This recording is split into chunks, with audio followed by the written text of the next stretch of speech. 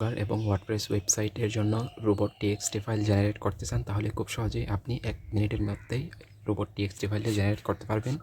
robots.txt file generate করলে হবে না, এই টুলসের মধ্যে একটি বিশেষ সুবিধা রয়েছে, সেটি হচ্ছে আপনি এখান থেকেই আপনি কী টুলসকে বা অর্থাৎ আপনি কাস্টম পেজকে অর্থাৎ ক্রল করা থেকে বাদ দিতে পারবেন। অর্থাৎ আপনার যে বট রয়েছে সেই বট থেকে আপনারা এখানে অনেকগুলো পেজ কিন্তু অটোমেটিকলি ইন্ডেক্স হয়ে যায়, যেমন ধরুন admin, cat, private, search, private এই ধরনের পেজগুলো কী হয়ে যায়, ইন্ডেক্স হয়ে যায়। তো আপনারা চাইলে এখান থেকে কাস্টমলি এই পেজগুলো ব্লক করার মাধ্যমে আপনারা এখান থেকে সাইট ম্যাপটি কী করতে পারবেন, জেনারেট করতে পারবেন। তো কীভাবে আপনি সাইট ম্যাপটি জেনারেট করবেন আমি এখন সেই প্রসেসটি দেখিয়ে দিব।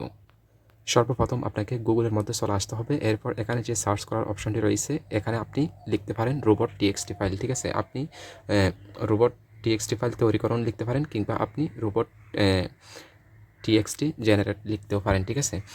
এরপর আপনার সবার উপরে যে ওয়েবসাইটটি আসবে, যে আগামী ক্যারিয়ার নামের এই ওয়েবসাইটের মধ্যে প্রবেশ করবেন। এই চাইলে আপনি সরাসরি যে ভিডিওটি দেখতেছেন সেই ভিডিওর কমেন্ট বক্সে কিন্তু এই টুলসের লিঙ্কটি দিয়ে দেওয়া হবে, আপনারা সরাসরি এখান থেকে কী করতে পারবেন, প্রবেশ করতে পারবেন, ঠিক আছে।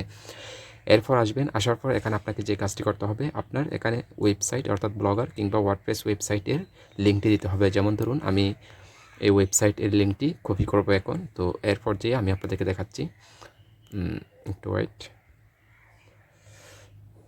মনে করুন আমি এই ওয়েবসাইটের মধ্যে ঢুকলাম, এরপর এখানে গেলাম, এখানে যাওয়ার পর আমি তাদের ওয়েবসাইটের লিঙ্কটি কপি করলাম।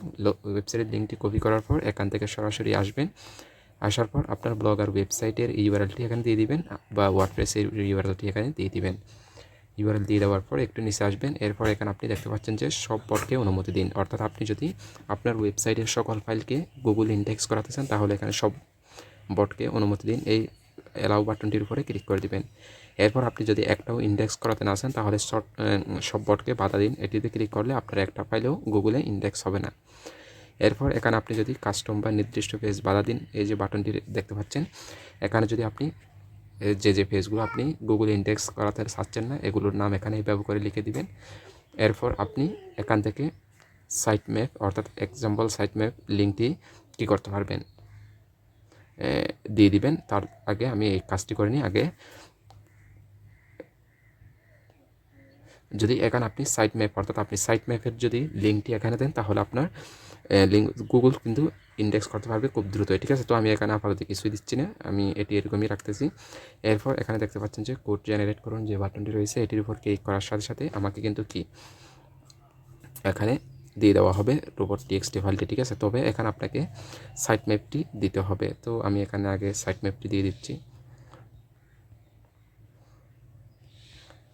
এরপর এখানে কোড জেনারেট করুন বাটনে ক্লিক করলে আপনার এখানে কোডটি পেয়ে যাবেন, ঠিক আছে। তো এভাবে খুব সহজে আপনি কাস্টমলি আপনার ব্লগার বা ওয়ার্ডপ্রেস ওয়েবসাইটের জন্য কী করতে পারবেন, robots.txt ফাইল জেনারেট করতে পারবেন। যদি ভিডিওটি ভালো লাগে একটি লাইক দিবেন এবং এই ধরনের আরও টুল সম্পর্কে জানতে অবশ্যই চ্যানেল এবং পেজটি সাবস্ক্রাইব করে সাথে থাকুন। ধন্যবাদ।